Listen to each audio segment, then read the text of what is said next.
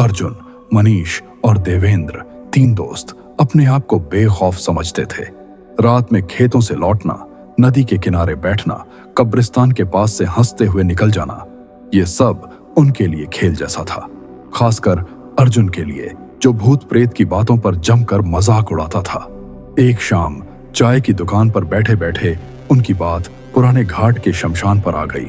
वहीं कोने में बैठे बूढ़े साधु ने अचानक धीमे स्वर में कहा, शमशान बहादुरी साबित करने की जगह नहीं, पछताने की जगह है। रात को उसके पास मत भटको। अर्जुन ने हंसकर जवाब दिया, बाबा, यह आपका जमाना नहीं है। आजकल के भूत भी मोबाइल से डरते होंगे। साधु ने सिर्फ इतना कहा, हंसी की सबसे बड़ी सजा यह है कि कभी कभी वही वापस नहीं लौटती। कुछ दिन बाद गांव में शादी थी। रात भर डीजे, रोशनी, शोरगुल। आधी रात के बाद थोड़ी भीड़ कम हुई तो अर्जुन के दिमाग में वही बात कौंधी। उसने दोनों से कहा, आज की रात परफेक्ट है, चलो पुराने घाट तक चलते हैं, देखेंगे वहां कौन सा भूत पहरा दे रहा है। मनीष का चेहरा उतर गया। आज मत पागलपन कर, शादी का दिन है। देवेंद्र बीच में फंसा, पर अंततः अर्जुन की बातों में आ गया। हम तीन हैं, बस देखते हैं और लौट आते हैं। तीनों चुपके से शादी की भीड़ से अलग हुए। जैसे जैसे वे गांव के आखिरी घर से आगे बढ़ते, शोर धीरे धीरे पीछे छूटता गया और सामने अंधेरा बढ़ता गया। जुगनुओं की हल्की रोशनी, दूर दूर पेड़ों की परछाइयां और हवा में कुछ अजीब सी नमी। रास्ते में मनीष ने अचानक धीमे से कहा, तुम्हें भी लग रहा है कि आज रात कुछ अलग है? अर्जुन ने मजाक में कहा, हवा में हॉरर मूड सेट है, बस कंडक्टर की सीटी की कमी है।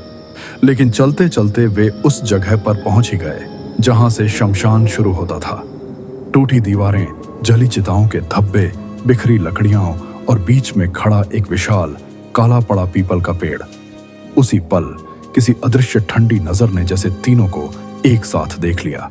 पीपल के पेड़ के नीचे जमीन थोड़ी ऊंची थी और वहीं एक जगह राख और लकड़ियों की अधूरी आकृति थी, जैसे कोई चिता आधी जली हो और बीच में ही आग रुक गई हो। देखो, ये कैसी चिता है? अर्जुन ने मोबाइल की फ्लैशलाइट उस तरफ डाली। लकड़ियां आधी जली थीं, बीच में काली मिट्टी पर कुछ लाल भूरे निशान, जैसे खून और धुएं ने मिलकर कोई कहानी लिखती हो। तभी हवा अचानक और ठंडी हो गई। पल भर में जैसे शोर, कीड़े सब गायब हो गए। बस पीपल की पत्तियों की हल्की खड़खड़ाहट रह गई और फिर बहुत धीमी सी खनखनाहट, जैसे किसी की पायल दूर से चलकर उनकी ओर आ रही हो। मनीष का गला सूख गया। ये आवाज सुनी तुमने? अर्जुन ने कोशिश की कि उसकी आवाज सामान्य लगे। कोई जानवर होगा या हवा में कुछ घिसट रहा होगा, लेकिन खुद उसके भीतर भी घबराहट उठ रही थी। खनखनाहट रुक गई। अगले ही पल हवा में फुसफुसाहट सी गूंजी, इतनी हल्की कि समझ न आए, लेकिन इतनी साफ कि अनसुनी भी न रहे। क्यों आए हो? तीनों वहीं के वहीं जड़ हो गए। न आवाज किसी दिशा से आ रही थी, न कोई आकृति दिख रही थी, पर शब्द सीधा उनके कानों के अंदर उतर गए। देवेंद्र की आवाज फट गई, कौन है? पीपल के पेड़ से कुछ राख फिसलकर नीचे गिरी और अधूरी चिता की राख धीरे धीरे हवा में उठने लगी। उसी राख से जैसे एक धुंधली सी स्त्री आकृति बनती नजर आई। बिखरे बाल, जल चुके कपड़ों के टुकड़े और दो काली खाली आंखें जिनमें कोई सफेदी नहीं थी, सिर्फ अंधेरा। यहां हंसी लेकर क्यों आए हो? आवाज अब चारों तरफ गूंज रही थी, जैसे हर राख का कण बोल रहा हो। मनीष अचानक चीख पड़ा, हम बस देखने आए थे, हमें नहीं पता था। आत्मा ने बात बीच में काटी, मुझे भी नहीं पता था कि मुझे आधा जिंदा जलाया जाएगा और मेरी चिता अधूरी छोड़ दी जाएगी। राख के भीतर जैसे पुरानी तस्वीर झिलमिलाने लगी। रात का यही घाट। कुछ आदमी एक औरत को आधी बेहोश हालत में घसीटते हुए लाते हैं, उसको बांधकर चिता पर पटकते हैं। आग लगती है, उसकी मुंहबंदी के पीछे से घुटी हुई चीखें निकलती हैं और फिर अचानक बीच में आग बुझ जाती है। कोई वापस नहीं आता। औरत की आधी देह जली, आधा दर्द हवा में लटका रह जाता है। मेरा शरीर पूरी तरह नहीं जला। मेरे साथ हुआ अत्याचार कभी पूरा नहीं कहा गया, इसीलिए मेरी रातें यहीं भटकती हैं। स्त्री आकृति की आवाज अब सीधी उनके दिल पर प्रहार कर रही थी। अर्जुन पहली बार सच में डर के आगे झुकते हुए बोला, हमने तुम्हारे दर्द का मजाक नहीं उड़ाया, हम सिर्फ जिज्ञासा से आए थे। आत्मा हंसी, धीमी, टूटी और कड़वी। जिज्ञासा से ही लोग आग के और करीब जाते हैं और फिर चीखते हैं कि जल क्यों गए। तभी मनीष के पैरों के नीचे की मिट्टी जैसे पकड़ लेने लगी। उसे लगा जैसे राख का कोई ठंडा हाथ उसकी एड़ियों से चिपक गया हो। वह गिर पड़ा। उसका चेहरा डर से सफेद पड़ गया। छोड़ो मुझे अर्जुन, देवेंद्र। अदृश्य ठंडी पकड़ उसकी कलाई तक चढ़ गई। उसके कानों में वही औरत की चीखें गूंजने लगीं। देवेंद्र ने कांपते हुए चिल्लाया, अगर हमने गलती की है तो सजा हमें दो, पर इस तरह खींचो मत। बताओ तुम्हें क्या चाहिए। कुछ पल के लिए हवा भारी होकर ठहर गई, मानो पहली बार किसी ने आत्मा से उसके मन की बात सीधे पूछी हो। मुझ पर फूल चढ़ाने कहीं आए। आवाज थोड़ी धीमी हुई।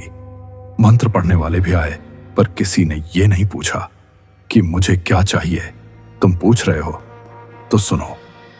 हवा में जैसे जंग लगी घंटी बजने की आवाज आई। फिर वह बोली, मैं चाहती हूं मेरी कहानी भूल ना दी जाए। ये घाट तमाशा ना बने। जो आदमियों की हंसी लेकर यहां आए उन्हें पता चले कि यहां कोई अभी भी जल रहा है। अगर सच में कुछ करना चाहते हो तो तुम में से एक को मेरी रातों का हिस्सा बनना होगा। इस घाट से बंधना होगा। बाकी दोनों को रोकना होगा जो मेरे दुख का मजाक बनाने आएंगे। तीनों के चेहरे पर जैसे खून उतर गया। हवा में एक ही प्रश्न तैरने लगा, कौन रहेगा। अर्जुन ने कुछ सेकंड तक देवेंद्र और मनीष को देखा। उसकी आंखों से आंसू बहने लगे। यह सब मेरी वजह से शुरू हुआ था, वह धीरे से बोला। मैंने ही चुनौती दी, मैंने ही मजाक उड़ाया। अगर किसी को रुकना है तो वो मैं रहूंगा। पागल हो गया है क्या। मनीष चीख पड़ा, कोई नहीं रुकेगा, हम तीनों जाएंगे, समझे तुम। आत्मा की आंखों की खाली काली गहराई में जैसे हल्की सी लौ चमकी। पीपल से एक सूखी शाख टूटकर ठीक अर्जुन के सामने गिरी, जैसे किसी अदृश्य ताकत ने निर्णय पर मुहर लगा दी हो। फुसफुसाहट आई, तुमने पुकारा था, अब तुम ही रहोगे। अर्जुन घुटनों के बल बैठ गया।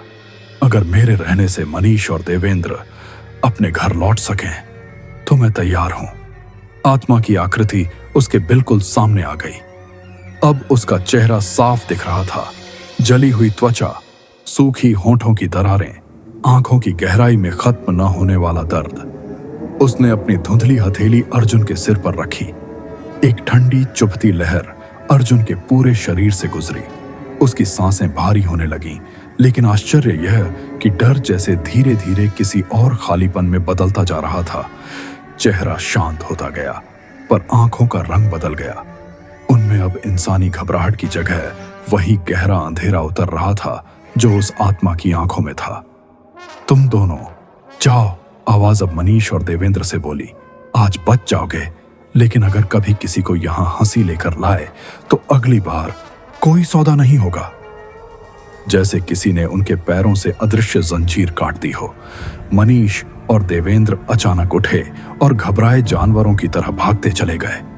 उन्होंने पीछे मुड़कर देखने की हिम्मत नहीं की। सुबह जब कुछ गांव वाले पुराने घाट तक गए तो पीपल के पेड़ के नीचे उन्हें 3 नहीं, सिर्फ 2 जोड़ी पैरों के निशान लौटते दिखे। तीसरा रास्ता वहीं खत्म हो गया था, अधूरी चिता के पास।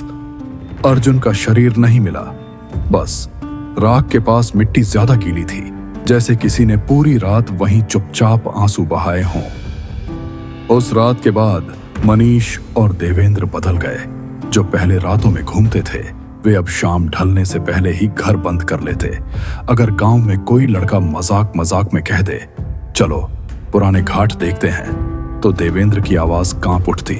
शमशान तमाशा नहीं है।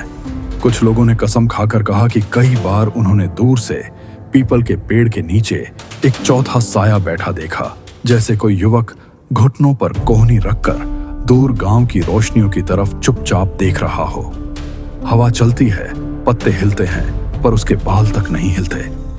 पुराने घाट की अधूरी चिता आज भी वहीं है, आग बहुत पहले बुझ चुकी, पर राख के नीचे जो गुस्सा, जो दर्द दबा है, वह अभी भी जिंदा है। और अगर कोई किसी रात सिर्फ हंसी लेकर वहां चला जाए तो लौटते वक्त उसकी हंसी का रंग कभी पहले जैसा नहीं रहता। और कभी कभी तीसरे के साथ चलते चलते उसके पीछे एक चौथा साया भी चुपचाप जुड़ जाता है।